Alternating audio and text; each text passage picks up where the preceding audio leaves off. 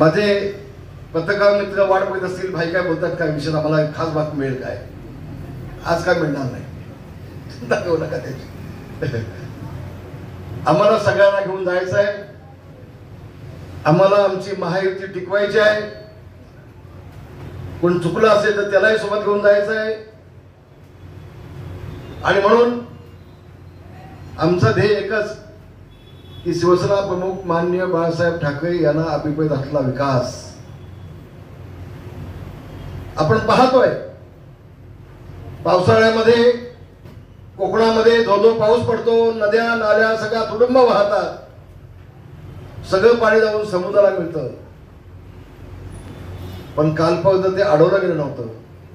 मला एकनाथ शिंदे यांना मुद्दाम धन्यवाद द्यायचे आहे की त्यांनी रामदास कदमचं जे स्वप्न होतं की कोयनेचं पाणी 67 TMC पाणी जे समुद्रात मिळतं ते रायगड, रत्नागिरी, सिंधुदुर्गमध्ये प्रत्येक गावामध्ये प्रत्येक वाडीमध्ये कालव्यानं खेळलं पाहिजे, हे माझं स्वप्न होतं. ते त्यांनी काम हातामध्ये घेतलं.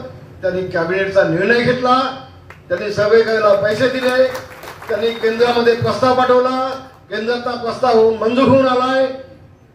आणि म्हणून एक मोठं पाऊल एकनाथ शिंदे यांनी कोकणाच्या विकासासाठी उचललेलं आहे. मी त्यासाठी देखील त्यांचं अभिनंदन करेन.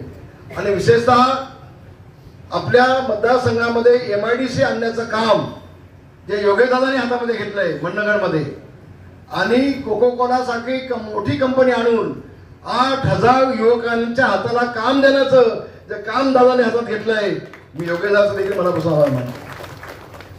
हे कामाला आपल्याला अपेक्षित आहे. काही गावंढळ लोक आहेत, गावागावामध्ये जात आहेत, ते फक्त आम्हाला शिव्या घालायचं काम करत असतात. त्यांच्याकडे बाकी विकासाविषयी नाही, कुठलाही विषय नाही.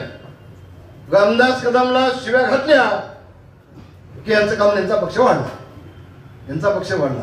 एवढं सांगतो, या कोकणामध्ये रामदास कदमला ज्यांनी ज्यांनी शिव्या दिल्या ना ते सगळे संपले, घसा दळवला गेले, आयुष्यात ना उठले. तर हा जो तालुक्याचा जो विकास झाला ना तो रामदास कदमने केलाय, होय मी केलाय. यांच्या गावामध्ये पण जे पाणी आज पिण्यात नाही, यांना पाणी मीच पाजलंय, याच्या पुढे देखील मीच पाणी पाजलं आहे.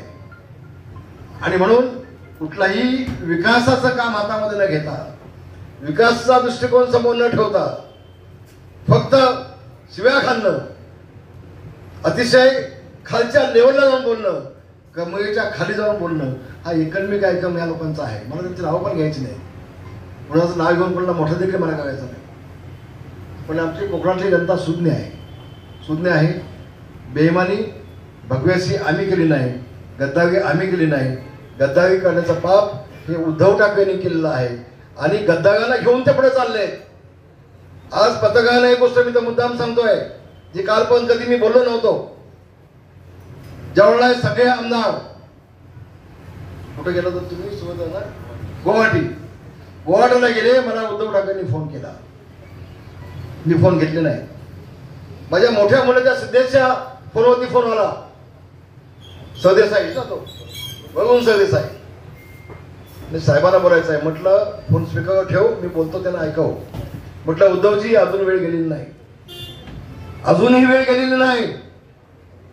शिवसेना प्रमुखांचे ते स्वप्न होतं काँग्रेसला संपवायचं, ते स्वप्न सोडून तुम्ही काँग्रेस सोबत गेलात.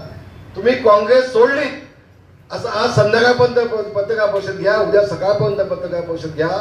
गुवाहाटीमध्ये गेलेल्या शिवसेनेच्या सगळ्या आमदारांना खासगी विमानानं 2 तासामध्ये मातोश्रीमध्ये नाही आणलं तर माझं नाव रामदास कदम नाही. होय, उद्या गणपती बसणार आहेत, गणपतीची शपथ घेऊन सांगतोय मी, ते खरं आहे 100%. सगळे आमदार तुमच्या पायाशी मी आणतो गुवाहाटीतून, फक्त काँग्रेस सोडून द्या. बाळासाहेबांच्या आत्म्याला शांती लागणार नाही बोलतो. मला म्हटले होय, मी तुम्हाला फोन लावून सांगतो. बांधवांनो भगिनींनो, आज पुन्हा सांगतोय तुमच्या माध्यमातून महाराष्ट्राला, दुसऱ्या दिवशी सकाळी 9 वाजता शरद पवार साहेब मातोश्रीवरती पोहोचले आणि उद्धवजींचा निर्णय बदलला. मला त्यांनी मेसेज दिला की नाही आम्ही कायदेशीर लढाई लढतोय. ठीक आहे, मग खोका हा विषय आला कुठून? अरे 50 खोके कोणी घेतले असत तर तुमच्या मातोश्री यायला कोणी त्यावेळी दाखवलं नसती ना. मी सगळ्यांजवळ बोललो होतो, एकनाथ शिंदेकडे बोललो होतो, मी गुलाबराव पाटलांकडे बोललो, बाहेरच्या आमदार आमच्या गोगावला मी 10 लोकांकडे बोललो. म्हटलं भाई जर काँग्रेस सोडणार असतील आम्ही तुमच्यासोबत येतो मातोश्रीमध्ये. हे वास्तव आहे बाबा. कोण गद्दार? गद्दारची व्याख्या नेमकी काय? आणि म्हणून याच्यावरती मी पुस्तक लिहिणार आहे.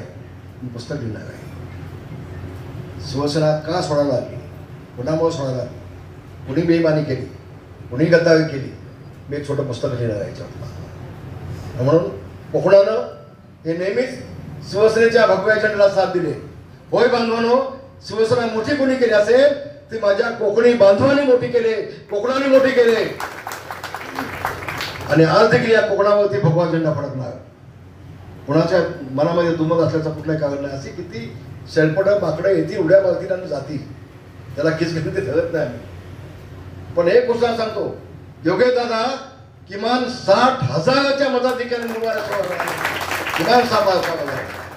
कालच्या लोकसभेला झालं.